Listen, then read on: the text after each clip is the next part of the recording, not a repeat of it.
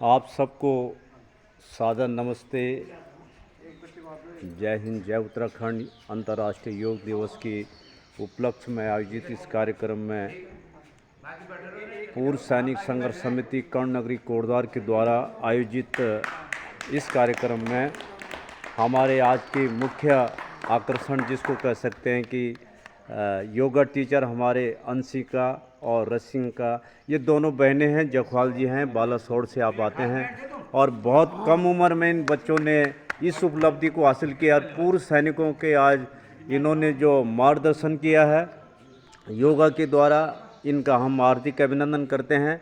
और हमारे सम्मानित अध्यक्ष महेंद्र पाल सिंह रावत जी के द्वारा, हमारे उपाध्यक्ष राजेंद्र साहब के द्वारा और हमारे सभी साथी भंडारी साहब और सभी पूर्व सैनिकों के द्वारा इन बालिकाओं का, योगा टीचरों का सम्मान किया गया।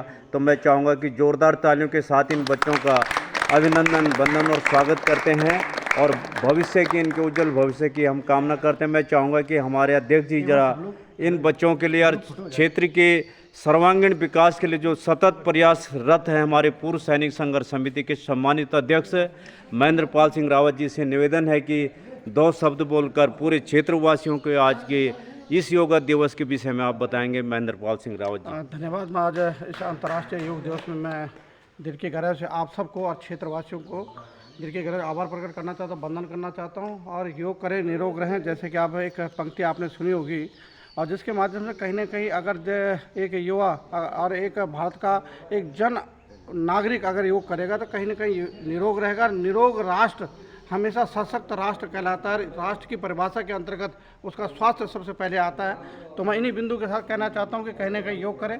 और आज एक बहुत हमें अनुभव की अनुभूति हुई, गर्व की अनुभूति हुई कि आज हमारे साथ अंशिका बहन के यहाँ पे आई हुई हैं और उनके आज सानिध्य में हमने यहाँ पे योग किया, बहुत अच्छा लगा। और मैं विनती करना चाहता हूँ पूरे क्षेत्रवासियों से, कहीं ना कहीं योग के माध्यम से हम निरोग रहने की जो एक हमारी सतत प्रक्रिया उसकी ओर आगे बढ़ने का काम करें। धन्यवाद। जय हिंद, जय भारत, जय उत्तराखंड। बहुत बहुत धन्यवाद।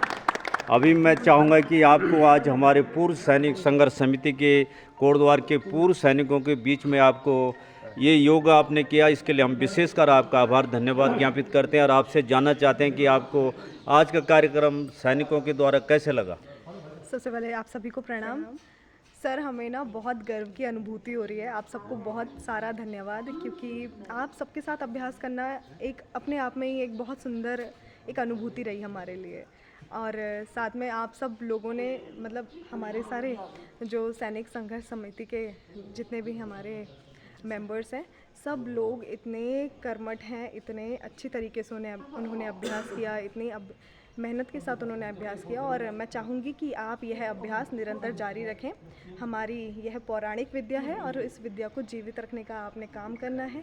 साथ ही साथ रेगुलर प्रैक्टिस करेंगे, रोग आपके कभी छू भी नहीं सकेंगे। बहुत बहुत धन्यवाद, आपका विचारों को सम्मान करते हो। आप भी कुछ कहना चाहेंगे?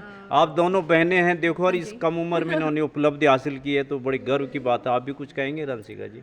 बस सर, हमें बहुत गर्व महसूस हो रहा है आप लोगों के बीच मौजूद होके, और हम चाहेंगे आप आगे भी इसी तरह से करते रहें, अपने शरीर का ध्यान रखें। और बस धन्यवाद। बहुत बहुत धन्यवाद। यहाँ पर हमारे बीच में रतन सिंह साहब अपनी धर्मपत्नी के साथ यहाँ पर पधारे हैं, तो आपका भी विशेष धन्यवाद ज्ञापित करते हैं। हमारे उपाध्यक्ष देवेंद्र रावत साहब, हमारे नेगी साहब यहाँ पर पहुँचे, हमारे सुरक्षा प्रभारी नेगी साहब और सभी सम्मानित साथी हमारे यहाँ पर पहुँच चुके हैं, जिनका कि हृदय से आभार व्यक्त करते हैं। हमारे मातृशक्ति जिन्होंने कि हमारे इस कार्यक्रम में अपने योग आसन के द्वारा हमारे कार्यक्रम की शोभा बढ़ाई, इसके लिए मैं मातृशक्ति का भी विशेष आभार व्यक्त करता हूं। हमारे बीच में यहाँ पर गोविंद फार्म हाउस के सम्मानित अध्यक्ष जोशी साहब यहाँ पर उपस्थित हैं, उनका भी हृदय से आभार। चंदन सिंह साहब जो है लगातार योगा के द्वारा सभी को प्रभावित कर रहे हैं। आप भी सभी साथियों को हृदय से धन्यवाद ज्ञापित करते हुए